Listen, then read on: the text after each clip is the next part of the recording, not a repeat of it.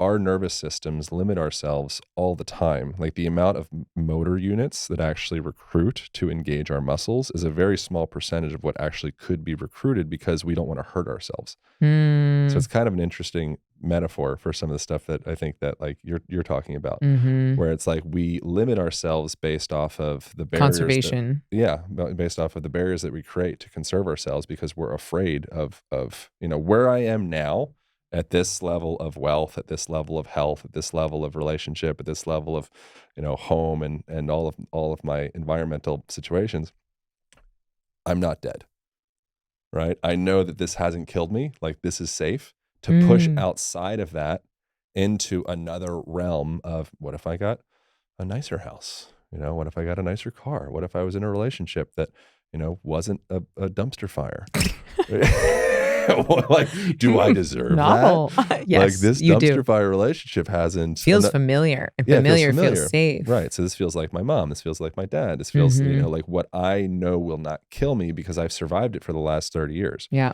Or whatever, however old a person is since their childhood. And so the nervous system is doing the same thing of like, I know that if I give you access to this much power, you're not going to blow a tendon. So this is what you get. And do you think that the more people feel safe in their bodies, the more powerful they become? And do you think that they then will allow themselves to receive something that may have otherwise felt unsafe? Like you hear this all the time in manifesting. Like even if you want $1 million, if lack feels familiar to you and therefore safe, you're not going to let yourself manifest $1 million. If you want a healthy relationship, but abuse feels familiar to you and therefore safe. Yeah. So have you found people being able to manifest more in their lives once they're able to create that safety in their body through alignment, through breath? I don't know. Probably. I mean, I don't have like, it's hard. Stuff like that's really hard for me to say, like intuitively, like for sure. And I, as you already know, I have a tendency of like trying to draw back to, could this be like measurable? And I also, have done ayahuasca 20 plus times and love meditation and breath work and, a fan of all the different things. Well, I guess I was asking like in your direct experience, forget about like scientific studies, but like with your clients, with people who've read your book, in your own life. I think that I wouldn't be able to say like, yes, for sure, because so much happens in a person's life to be like, oh, suddenly, you don't have It was getting pain rid in of your Teflon. body. Yeah, exactly. So it's hard to be like, like this is me. And it was definitely me, so pretty cool.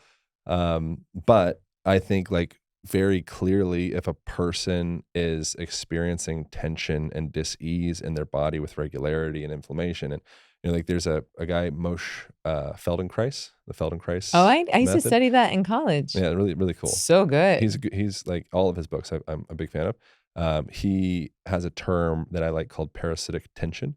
And so parasitic tension would be like, think of your body as like a house.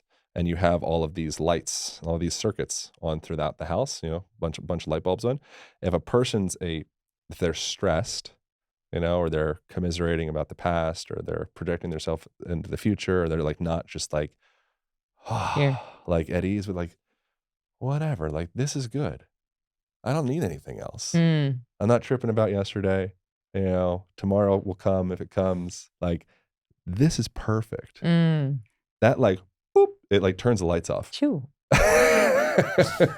And now suddenly we have all this extra bandwidth to start to create from the now. Yeah. And so that's a metaphysical and also physical, as you know, I like, to like ground things in the physical if I can, but it's a very physical thing where suddenly I literally have access to more energy because my traps release a little bit. Because the stress was my a jaw parasite. Releases a little bit. Yeah, it's chumping all your energy. It's taking energy from the lights in your home, which is your body. You're pulling the light from yourself. Yeah. Light in the form of like electricity for this metaphor. And also like your body is light, so that too.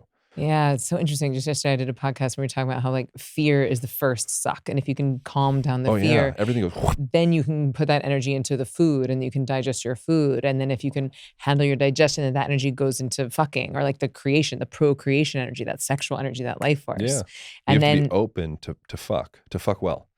Open what, where, how? Like your heart, your Everywhere. energy. Ideally your heart. But heart opens the, all the other parts. Mm-hmm. Yeah. And then if you can regulate that energy, then it's like it cascades and waterfalls into forgiveness. And then from there, friendship. So it's just, I would never thought about, but if you don't know how to down regulate, if you don't know how to get out of fight or flight, if you don't have a regular meditation practice or you're breathing incorrectly, then that fear is going to be so parasitic that you have Mhm. very little energy to digest your food, to make love, to make friends, for forgiveness. And like, that's why this stuff is so important. Like,